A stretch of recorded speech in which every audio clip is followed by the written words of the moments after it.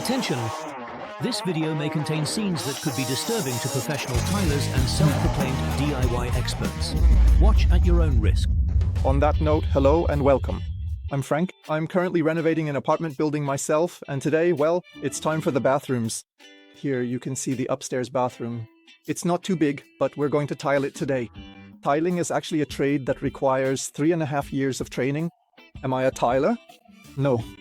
Am I a trained craftsman? Also no. But will I still try to put up the tiles here myself? Definitely. It's certainly not supposed to be rocket science. Now, we'll just get started and see how it goes. And if everything goes wrong, I can still call a tiler. The existing tiles are staying on the wall. I've planned to just tile right over them. To make sure the new tiles stick to the old ones, you have to do some prep work. I already applied a primer for that yesterday. You just brush it on and it makes the tiles really rough. Listen. So that's a really rough surface. The shower tray is also ready with the necessary wall sealing, so we can get started. Let's put the protection back on so this nice piece doesn't get damaged. I'm going to start off easy here with this straight wall where there are no connections. I think that's a good way to start and get into it. And then eventually comes the final boss, the wall with the endless cutouts. That sounds like a good plan, doesn't it? Now let's mix the adhesive first. It's already lying there ready. With the adhesive, you need to check beforehand that it's suitable for your tile size. I have a flexible adhesive here for large formats. In terms of consistency, the adhesive shouldn't be too wet or too dry. It should be nice and creamy so that it's easy to work with. Now we need a suitable trowel. Of course, I didn't clean it after the last time. You probably know how that is. On a construction site, you'd probably get a huge earful for that as an apprentice, but luckily I'm not an apprentice. They're sparkling clean, let's go. Let me just show you the tiles I've chosen. The tiles have a light beige tone and a natural stone look. That's very modern again right now. I think it's also a timeless design, and it also matches my bathroom windowsills quite well. This is what they look like. These are the old windowsills that were installed. They're staying in too. And visually it's already quite similar, so that everything looks consistent later on. Okay, and now we're starting with the first row. That shouldn't be too difficult. The tray is laid perfectly straight, so I can just start the first row here. Before we start, let's mark the height first. These are 60 by 60 tiles. Then we'll know how high to apply the tile adhesive. Right here.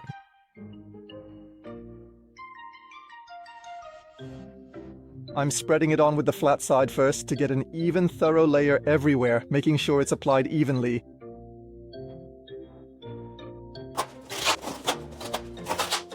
Then we comb the applied adhesive at a 45-degree angle with the notched trowel. It doesn't look that great yet. So I still need to practice that a bit. Probably applied it too thinly. No, we can't leave it like that. I need a bit more material there. Let's smooth that out. So, a bit more material on there. Let's try it again.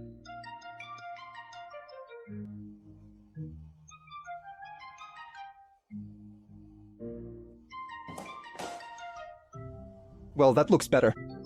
Then the first tile goes on now. Now another layer of tile adhesive is applied, but without the notches. Just very thinly. That ensures an optimal hold, and it's called in technical jargon, the buttering floating method. And that goes on the wall now. So at the back, we'll leave 0.5 centimeter of space. You won't see that later anyway because the tiles overlap. We also have to align the tile now so that it fits properly. Yes, that looks quite good. Here too. Then we can continue with the second one.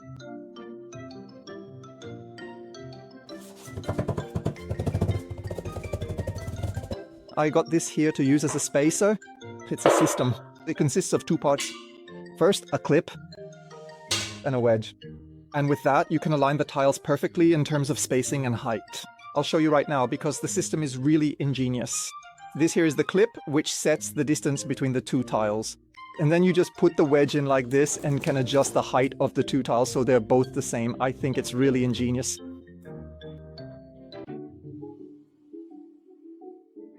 With the last tile, I now have the problem that it tilts away to the back because the tub ends down there. And because of that, the gap keeps getting bigger. It's no longer straight. I have to do something. Well, and I already know what. I still have some leftovers from the click vinyl I laid, some offcuts and a stone, and we're going to use that to shim the whole thing. Let's put another wedge under it. Then the whole thing is perfect. Now the whole thing looks much better, and it's holding to. I always say it's okay to be dumb, you just have to know how to help yourself. It's not exactly professional, but the main thing is reaching the goal, right? What do you think? My plan for the bathrooms is to have as few tiles as possible. Actually, only in the areas where it's absolutely necessary. If a room has too many tiles, it somehow feels like a laundry room to me. Or even worse, like a slaughterhouse. And so I plan to apply a fine decorative plaster to most of the surfaces here. In my opinion, that looks much more inviting. Now we're starting right away with the first challenge, namely drilling for the cutout here. And what I also want to do is adjust the distances from this wall to that wall a bit so they're roughly equal. And that means I'll have to cut tiles here. Precision work is definitely required now. If I mismeasure and misdrill here, the whole tile will be ruined. So first, I'm marking the alignment exactly straight from the bottom tile. Then we can use this line to measure all the cutouts here. That sounds like a good plan. I'm just going to align it with the center of the connection now. Then we have the exact height here. Then we can measure it out exactly here. And of course, we also have to include the joint width here. So I have the measurements now. Then we can get right on with the cutting. I've already transferred the measurements to the tile here. And for drilling, I got myself a diamond core drill bit set here. It's a cheap one from Amazon. I think it'll be perfectly adequate for my purposes. All the most common sizes you need are included. The bit is then simply screwed onto the front of the angle grinder. And off we go. I find it a bit annoying that they don't have a center drill, so you have to start it freehand. That means it's best to transfer the measurements to the tile as well. So now I should at least hit it somewhat accurately. I'm curious.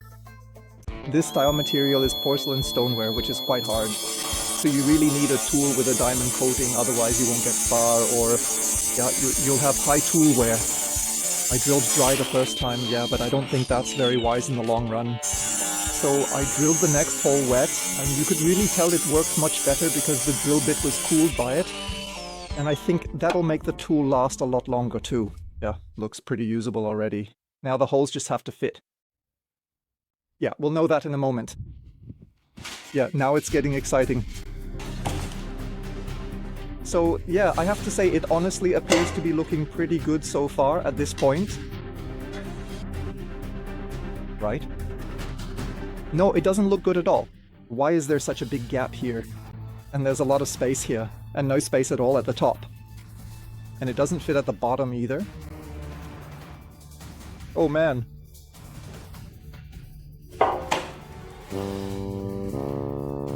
Look here, this is what it looks like. The gap here is way too big. It's touching at the top here, and the distance here is also too large. Why? So I've remeasured everything 3 times now, and the lines, they actually match up so far too. But now I've found the mistake, and it's really stupid. It was a small careless mistake, specifically a reading error. I'll show you how it happened. I measured the height earlier, it was at 40, and I read 40 here at the 0, but it's actually 40.5.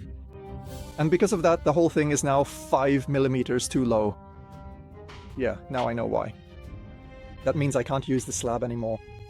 Everything all over again, 1-to-1. Well, there are worse things, but it's still annoying. Oh man.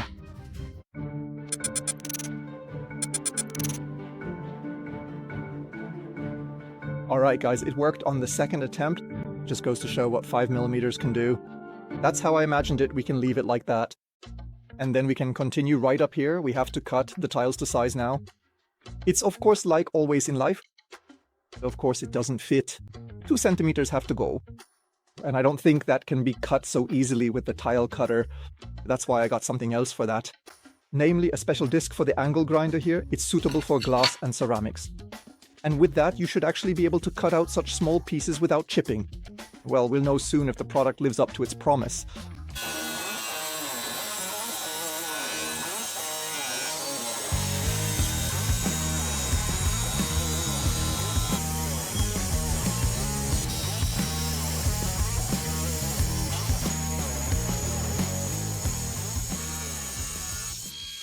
So there you see the result. Not bad, I must say.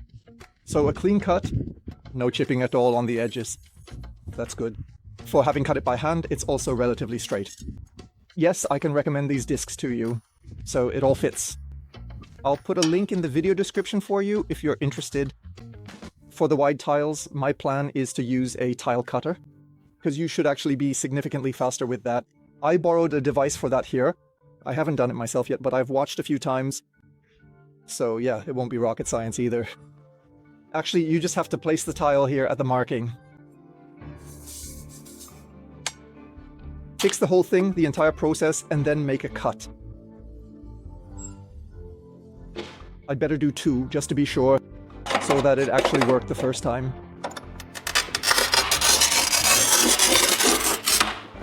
So, and then you actually, in this particular situation, just have to break it.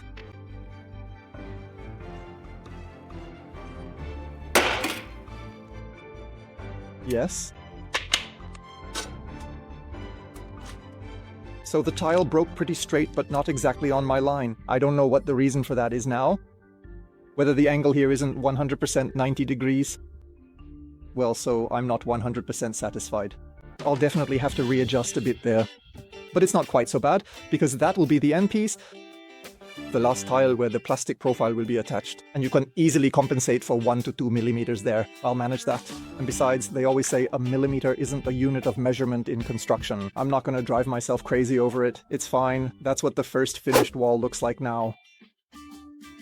Now we actually just have to remove the spacers here. I'll just show you what that looks like. In this direction, they're extremely resilient. You can't get them off.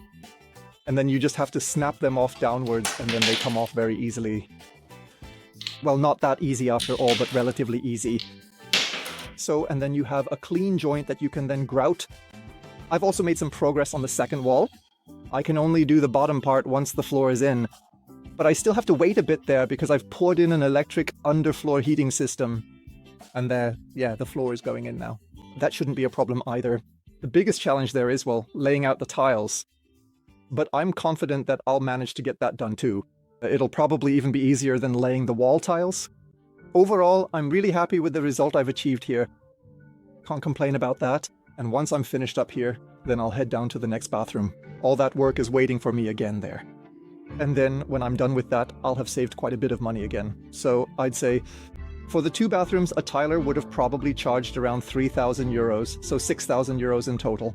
And of course, I've saved that money so I can put that back into other, well, things for this project. The finished bathroom, I'll show you when I do the apartment tour. It won't be much longer now, because that's when the apartments here will be finished. And until then, yeah, you'll have to be a little patient. I'll see you soon for some new projects. Until then, take care. Bye.